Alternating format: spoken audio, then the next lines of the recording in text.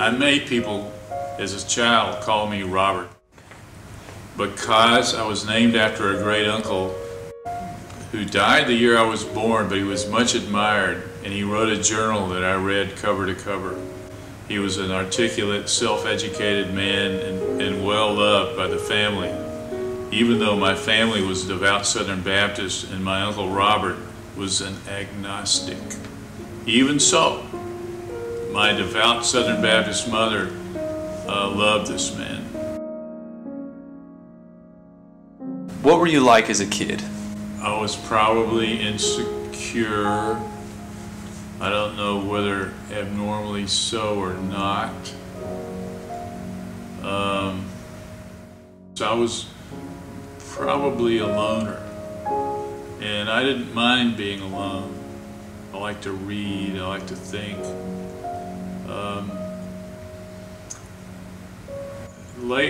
Later on, maybe I still enjoy being alone. Like one of the pleasures that I have, it's very much like a childhood pleasure, is I have acreage in the county where I grew up, but in a very hilly, rough part of the county. So I remember taking my daughter, stepdaughter, and her husband. So I talked him into climbing up a hill, maybe several hundred feet, not a mountain, but pretty challenging to do in the dark, and climbing up that hill or the side of a canyon to look at the sunrise. And they agreed to it. Even my daughter agreed to it, who said she doesn't like that sort of thing, really. She doesn't like the outdoor stuff. So we climbed up there in the dark 20-30 minutes before the sunrise and watched the sun come up. And that was a pleasure. And that they did that with me was a pleasure. I had a great childhood, though. I grew up in the country. I did practically grow up in a pasture. I perceived that I had a great physical environment by my standards. I think I was more of a loner as a kid, and I got a little more social. Not complete. I never felt I was completely a social animal or a perceptive social animal. So in my work, I tried to recruit other people that I thought were more perceptive about people than I am.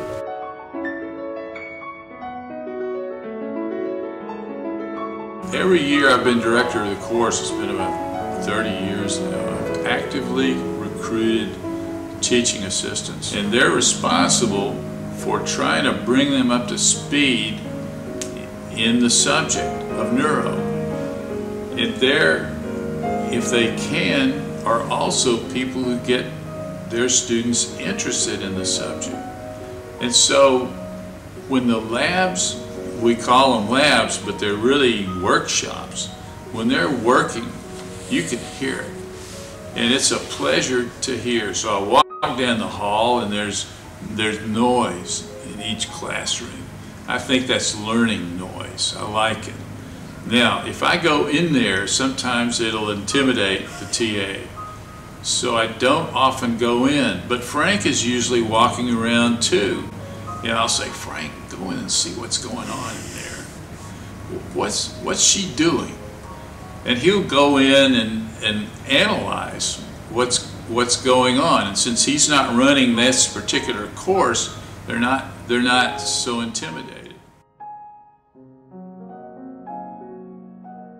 So I don't have a secret from you all.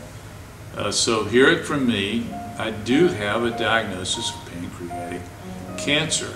And I've been fortunate enough, I think, to get into a trial of a whiz-bang molecular biology treatment that'll start next week. I hope I survive it. Using molecular biology to modify cells to create antigens, basically. And so there's some hope there. But it's a hope to extend life, the statistics say, a couple of years maybe, if I'm lucky, not 10 years. So I wanted to tell you straight up what has happened to me. And then how did I react? Well, I didn't like the diagnosis.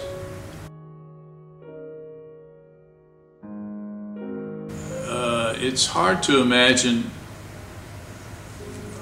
a path in life that would have been as enduringly satisfying. What has given you the most joy in life? I don't think it's just one thing. So to me, happiness is a lot of smaller things added up, concatenated. Like here's an example. It's like being greeted by students when you walk down the hall. It's a little pleasure, but pleasures like that in succession add up to a great week and a great year and a happy life. So happiness for me, and I regard myself as being a happy person, it's a lot of little things added up, like that showing my daughter and son-in-law, treating them. I felt like I was the host to the sunrise. That was a solid pleasure that I can look back on and look at pictures of it. So would I tell a 25-year-old, maybe I'd tell him to be smarter? Well, that's not very realistic. So I have pretty much used the cognitive ability I had, which wasn't, other people have had more, but I made pretty good use of what I had. I was persistent in the face of maybe some failure. I wouldn't change that.